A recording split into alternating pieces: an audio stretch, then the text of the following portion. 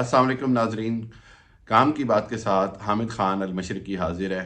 नाजरीन, पिछले 24 घंटों में मैं बहुत बिज़ी था।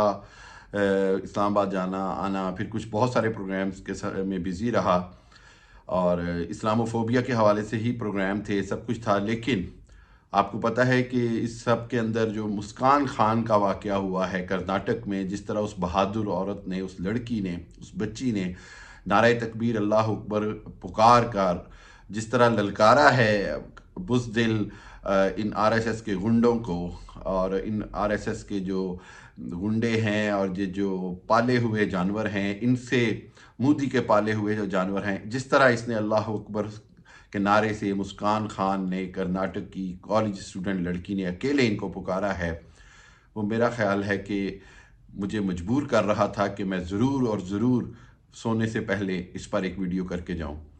नाजरीन, ये पूरी उम्मत के लिए शर्म की बात है, ये हम सब के लिए लम्हा फ़िक्रिया है।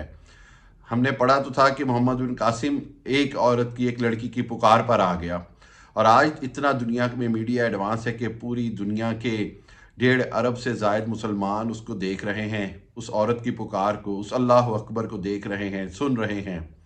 लेकिन हम हाथ पे हाथ धरे बैठे हैं। उसके साथ साथ मेरे लिए इंतहाई अफसोस का मुकाम वो 24 करोड़ मुसलमान हैं जो भारत में बसते हैं, जो ज़हनी तौर पर ग़ुलाम होते जा रहे हैं। उनको 70 साल में इंडिया ने और इंडिया की हिंदू जहनीत ने इंडिया और भारत से वतन परस्ती के नाम पर ज़हनी ग़ुलाम बना दिया, और उस ज़हनी ग़ुलामी का नतीजा ये है कि आज वो अपने ही मुल्क में जो हैं वो बेघर हुए हैं। अपने ही मुल्क में उनकी बात सुनने वाला कोई नहीं। अपने ही मुल्क में उनको पाकिस्तान जाने के, निकाब उतारने के, दाढ़ी मुंडवाने के और मस्जिद में नमाज ना पढ़ने के जो हैं वो बहाने तराशे जा रहे हैं। उन पर जुल्म सितम किए जा रहे हैं। और मैं ये कहूँगा कि ये उन 24 करोड़ मुसलमानों की कमज़ोरी है जो इंडिया में बसते तो रहे, लेकिन उन्होंने अपना वजूद जो है वो इस जहनी ग़ुलामी के हाथों बेच दिया, जिसका नाम उन्होंने वतन परस्ती रखा, या उसको आप कह लें कि लॉयल्टी टू द कंट्री के साबित करने के चक्कर में। और कायद आज़म ने तो पहले ही कह दिया था कि आप हिंदुस्तान में रह तो रहे हैं, लेकिन आप मुसलमानों को कई नस्लें गुजर जाएंगी और आप भारत से अपनी वफादारी साबित करते रहेंगे, और वफादारी आप साबित नहीं कर सकेंगे, क्योंकि हिंदू आपको ना तो अपने देश का बासी मानेगा, ना ही आपको वफादार, और ना ही आपको इस वतन का हिस्सा मानेगा। और वही हुआ है आज इस मुस्कान खान के वाक़े ने कर्नाटक में, जहाँ पर पूरी दुनिया ने उसको देखा और पूरी दुनिया को झंझोड़ा है, वहीं मैं समझता हूँ कि पाकिस्तान समेत हम तमाम उम्मत मुस्लिमा के लिए भी एक शर्म का मुकाम है, झंझोड़ने का मुकाम है, सोचने का मुकाम है, उम्मत के लिए सोचने का मुकाम है। हम कहाँ खड़े हैं, हम कैसे हैं, हम भेड़ बकरियों से भी बदतर हो गए हैं। अल्लाह के नबी सल्लल्लाहु अलैहि वसल्लम की वो हदीस जो क़यामत के करीब मुसलमान तादाद में तो ज़्यादा होंगे, लेकिन उनकी हैसियत भेड़ बकरियों से ज़्यादा ना होगी। तो क्या आज ये साबित नहीं हो रहा? वो एक लड़की जो है वो हज़ारों लाखों उन दरिंदों पे भारी पड़ गई अल्लाह अकबर के नारे से। तो क्या 1.25 अरब 1.5 अरब मुसलमान अल्लाह अकबर का नारा लगाकर पूरी दुनिया पर भारी नहीं पड़ सकते? क्या मुसलमान अपने हक के लिए खड़े नहीं हो सकते? क्या मुसलमान भारत की हिंदू जहनीत के आगे खड़े नहीं हो सकते? मुसलमानों को अब खड़ा होना होगा। मैं समझता हूँ कि अब बरे सगीर को एक और अल्लामा मशरिकी की ज़रूरत है। बरे सगीर को एक और मोहम्मद बिन कासिम और टीपू सुल्तान की ज़रूरत है। बरे सगीर को कायद आज़म जैसे विजनरी शख्स की ज़रूरत है। और मैं ये कहूँगा कि अब वक्त आ गया है कि मुसलमान इस बात का तहैया कर लें कि उन्होंने हिंदू से अपनी वफादारी साबित नहीं करनी, उन्होंने इंडिया से वफादारी साबित नहीं करनी, बल्कि इंडिया में बसने वाले हर मुसलमान ने पहले अल्लाह और उसके रसूल से अपनी वफादारी साबित करनी है। अपने कलमा तैयबा पर कायम रहना है, अपने हिजाब और अपने लिबास पर कोई कंप्रोमाइज़ नहीं करना, अपनी दाढ़ी रखने या बड़ा गोश्त खाने पर फ़ख्र महसूस करना है, ना कि इतना हिंदू से डर कर इस तरह ग़ुलामों से बदतर ज़िंदगी नहीं गुजारनी है। मैं ये समझता हूँ कि ये जो वाक़या है, या इससे पहले 2 दिन पहले जिस तरह शाहरुख खान पर निशाना साधा गया कि जी इन्होंने थूका है, इससे आपको सिर्फ़ और सिर्फ 2 बातें समझ आनी चाहिए कि 2014 से लेकर आज 2022 में इंडिया जो है वो मोदी सरकार के अंदर बीजेपी और आरएसएस के गठजोड़ से एक ऐसा इंडिया बन गया है जिसमें हिंदुत्व और हिंदू आइडियोलॉजी के अलावा किसी चीज़ की गुंजाइश नहीं।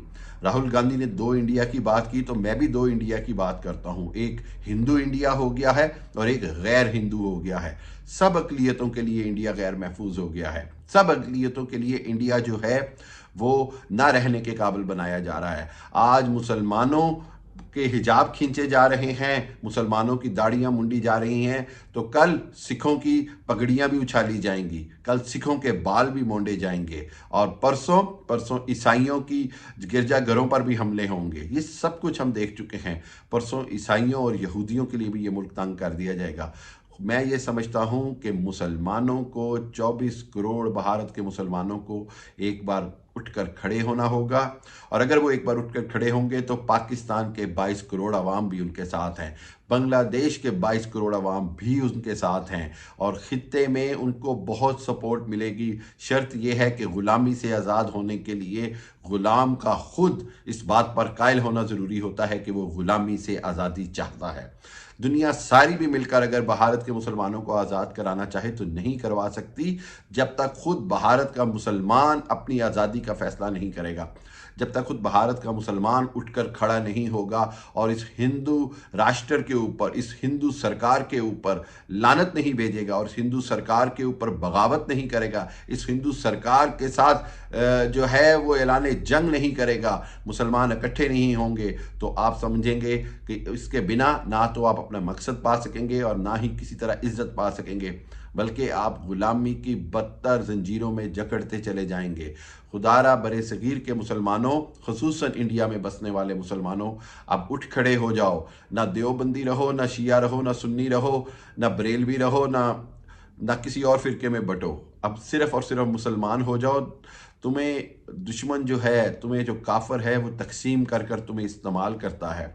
अब इकट्ठे हो जाओ, अल्लाह और अल्लाह के रसूल के झंडे के नीचे इकट्ठे हो जाओ, और उस झंडे की इज़्ज़त और हुर्मत की खातिर अब भारत के ख़िलाफ़ अपने हकूक़ के लिए, अपने हक़ के लिए ऐलान जंग करो। और ये वतन जो है ये उतना ही तुम्हारा है, बल्कि 800 साल तक बहैसियत मुसलमान तुमने इस हिंदू अक्सरियत पर हुकूमत की है, हमने इस हिंदू अक्सरियत पर हुकूमत की है। अल्लामा मशरिकी ने यही कहा था कि तुम बरे सगीर से जा रहे हो, हिंदू जहनीत के बस की बात नहीं कि वो हुकूमत मुनसिफाना कर सकें।